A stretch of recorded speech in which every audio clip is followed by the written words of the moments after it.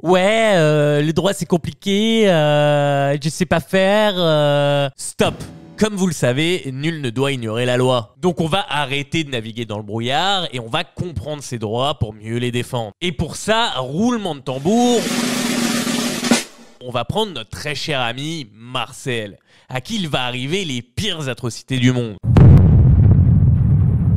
Mais au travers du calvaire de Marcel, vous, bien assis sur votre canapé, vous ne louperez plus jamais votre période de maladie au travail. Donc c'est parti. Chapitre 1, l'accident. Pour contextualiser un peu, Marcel est un employé consciencieux qui commence sa journée comme d'habitude. Mais alors qu'il se rend à une réunion importante pour son entreprise, un événement imprévu se produit.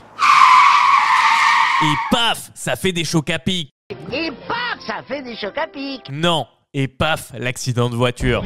Heureusement, Marcel s'en sort avec quelques blessures, mais cet accident marque le début d'une série de défis juridiques. Et pour bien débuter ces péripéties, autant voir tout d'abord quelle est la nature juridique de cet accident. Si vous avez été attentif, je vous ai indiqué que Marcel se rendait à une réunion importante pour son entreprise. Et vous n'êtes pas des lapins de 6 semaines pour comprendre que ce trajet était bel et bien professionnel. C'est ce qu'on appelle un accident de déplacement. Mais du coup, quel est le régime juridique de cet accident de déplacement ? En droit du travail français, un accident survenant pendant le trajet entre le domicile et le lieu de travail peut être reconnu comme un accident du travail, et ce, conformément à l'article L411-2 du Code de la Sécurité sociale.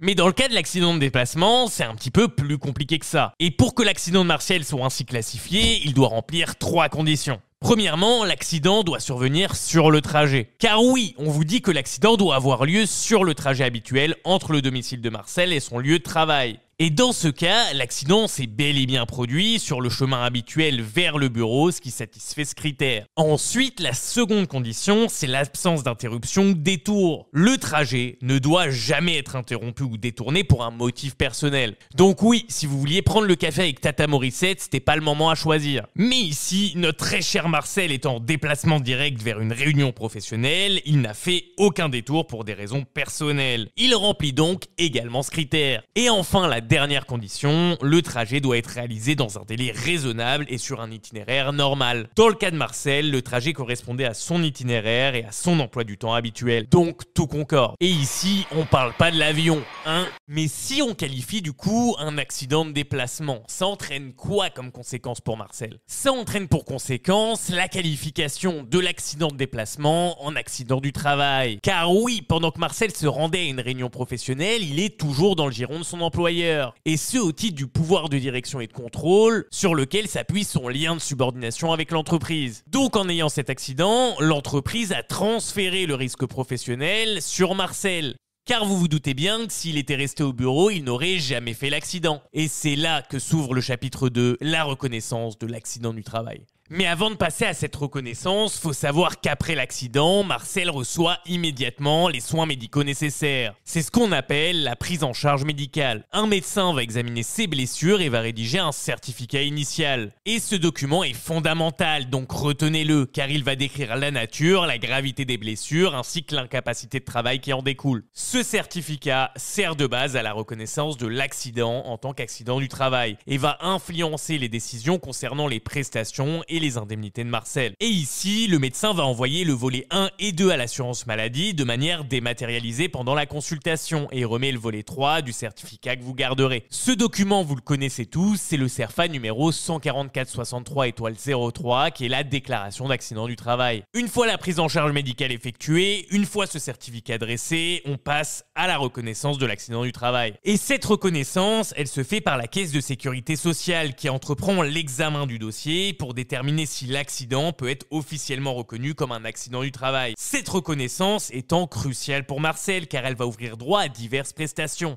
Et la première, elle fait beaucoup débat. C'est bien le cumul des congés payés pendant l'accident du travail. Et ce, pendant une durée d'1 an. Même si on le sait très bien, la jurisprudence récente a balayé ce régime juridique. Et qu'il est actuellement en QPC devant le Conseil constitutionnel. Deuxièmement, si la Caisse de Sécurité Sociale reconnaît l'accident du travail, Marcel aura le droit à une prise en charge des frais médicaux liés à l'accident. Ainsi qu'à une indemnisation pour la perte de revenus. C'est ce qu'on appelle la complémentaire, qui vient pendant votre incapacité de travail vous permettent d'obtenir une indemnisation sans perte de salaire. Et ce régime juridique se justifie par l'article L 1226-1 du Code du travail. Mais cet article, il vous dit quoi? Il vous indique que votre entreprise a l'obligation de vous verser en cas d'arrêt de travail un complément de rémunération qui permet le maintien partiel de votre salaire. Et ces revenus, ils viennent s'ajouter aux indemnités journalières versées par la sécurité sociale. Enfin, qui dit accident du travail, dit indemnité journalière majorée par la sécurité sociale. Et on en vient à notre troisièmement. Et ici, il faut distinguer entre deux situations. La première, c'est les 28 premiers jours d'arrêt, où l'indemnité journalière équivaut à 60% de votre salaire journalier. Et ce, sans pouvoir dépasser le plafond fixé à 198,81 € par jour. Ensuite, au 29e jour d'arrêt, tout change. L'indemnité journalière est majorée à hauteur de 80% de votre salaire journalier. Et ce, avec un plafond fixé ici à 265,09 € par jour. Et par ces mots, nous venons de clore le chapitre 2. Mais pour Marcel, c'est pas fini, car après son accident, il continue de subir des examens médicaux réguliers. Un médecin va évaluer minutieusement l'état de santé de Marcel sur la durée, en prenant en compte ses blessures, sa capacité à exercer ses fonctions habituelles et l'impact global de l'accident sur sa vie quotidienne. Et c'est dans ces conditions que s'ouvre l'arc 3 de Marcel,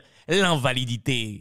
Vous êtes considéré comme invalide au sens de la sécurité sociale si votre capacité de travail ou de gain est réduite de moins 2/3, soit 66%. Mais attention, l'invalidité n'est pas l'inaptitude. L'inaptitude, quant à elle, étant évaluée par la médecine du travail. Et on y reviendra dans l'arc 4, donc soyez pas trop impatients. Pour faire simple, un salarié inapte n'a pas systématiquement droit au versement d'une pension d'invalidité. De même, un assuré invalide n'est pas systématiquement inapte au travail. Pour preuve, si votre métier consistait à porter des charges lourde et que vous avez un accident vous causant des douleurs chroniques au dos, vous pouvez être déclaré inapte sans pour autant bénéficier d'une pension d'invalidité. Vous le voyez ici, vous ne pouvez plus exercer votre métier d'origine, mais votre capacité de gain reste entière sur un autre métier. C'est pourquoi il faut faire attention à ne jamais confondre ces deux notions. Bref, dans tout ça, comment elle fonctionne cette invalidité? Dans cette situation, les personnes invalides sont classées par la sécurité sociale selon 3 catégories. Et cette reconnaissance de l'invalidité par la Sécu vous permet de toucher une pension pour remplacer la perte de salaire entraînée par votre état de santé. Et si on revient à notre ami Marcel, le médecin va évaluer son incapacité et va le classer dans une des catégories spécifiques, ce qui déterminera le niveau des prestations auxquelles il a le droit. Cette classification étant fondée sur l'étendue des restrictions de travail et l'impact sur sa capacité à générer un revenu. Mais on parle de classification, mais elle prend quelle forme cette classification? Cette classification, elle prend la forme de 3 catégories. La première, incluant les personnes qui peuvent encore travailler malgré leur invalidité. La seconde, celles qui ne le peuvent plus. Et la troisième, celles qui ne peuvent plus et nécessitant l'assistance d'une tierce personne. Mais du coup, dans tout ça, comment est déterminé le montant de cette pension d'invalidité? Si on revient à Marcel, suite à sa classification, il commence à recevoir des prestations d'invalidité de la part de la Sécu. Ces prestations vont viser à compenser en partie la perte de revenus résultant de son incapacité de travail. Il est important de noter ici que ces prestations peuvent être complétées par d'autres aides comme des allocations pour adultes handicapés si les conditions sont remplies. Et Marcel, il va découvrir quelque chose de très important.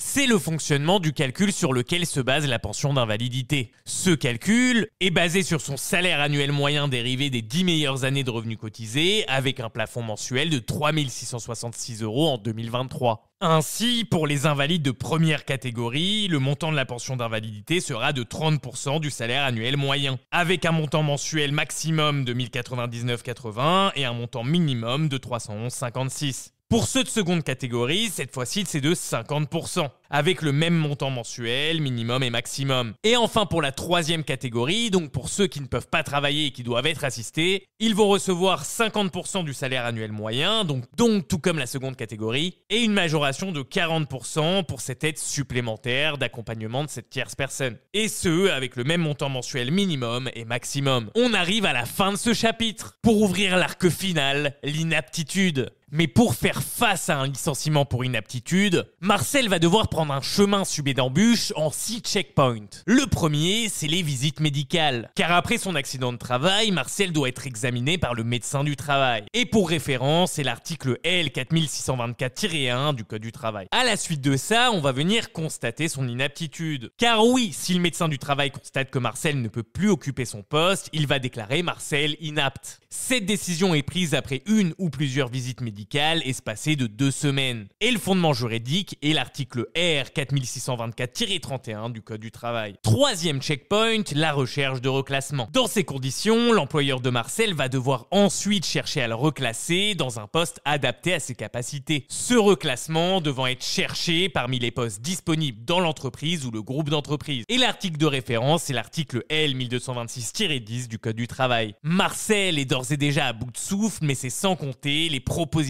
de reclassement qui représentent le quatrième checkpoint. Dans cette situation, l'employeur va devoir formuler des propositions de reclassement en tenant compte des conclusions du médecin du travail et des capacités restantes de Marcel. Et la source juridique est l'article L 1226-2 du Code du travail. Enfin, on arrive presque au grand final, l'acceptation ou le refus de Marcel. Une fois la proposition de reclassement effectuée, Marcel aura le droit d'accepter ou de refuser les propositions de reclassement. Si Marcel les refuse, l'employeur pourra entamer une procédure de licenciement pour inaptitude. Et dans la mesure où il est en accident du travail, cette indemnité d'inaptitude sera appelée indemnité de licenciement spécifique et sera doublée. Mais revenons ensemble aux questions un peu plus spécifiques à ce régime juridique. Premièrement, est-ce que l'inaptitude de Marcel à son poste de travail aurait-elle pu être constatée à la suite d'un seul examen médical? Ici, la réponse aurait été positive car l'article R 4624-42 indique que le médecin du travail peut constater l'inaptitude à l'issue d'un seul examen médical. Et pour ce faire, il doit avoir réalisé ou fait réaliser une étude de poste, une étude des conditions de travail dans l'établissement. Donc oui, le périple de Marcel aurait pu prendre fin plus tôt. Ensuite, penchons-nous un peu plus sur le reclassement.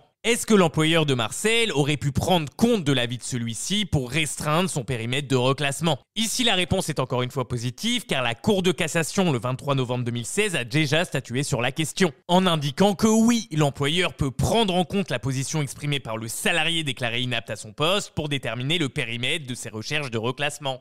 Enfin, que se serait-il passé en cas d'inaptitude d'origine non professionnelle? Dans ces conditions, Marcel aurait touché des indemnités, mais bien inférieures à celles qu'il aurait touchées s'il était en inaptitude d'origine professionnelle. Ces indemnités ayant pris une forme similaire à celles qu'il aurait perçues en cas de rupture conventionnelle. Soit un quart de mois de salaire par année d'ancienneté jusqu'à 10 ans, puis un tiers. Mais car malgré son malheur, Marcel a quand même un peu de chance, son inaptitude quant à lui est d'origine professionnelle. Donc il percevra des indemnités de licenciement spécifiques doublé, soit un bon chécos. Tout est donc bien qui finit bien. Ou pas d'ailleurs. Mais au moins avec l'histoire de Marcel, vous pouvez appréhender beaucoup mieux cette situation qui est l'accident du travail. Bref, si t'es resté jusque là, marque accident du travail en commentaire et ne remercie pas, abonne-toi et like aussi.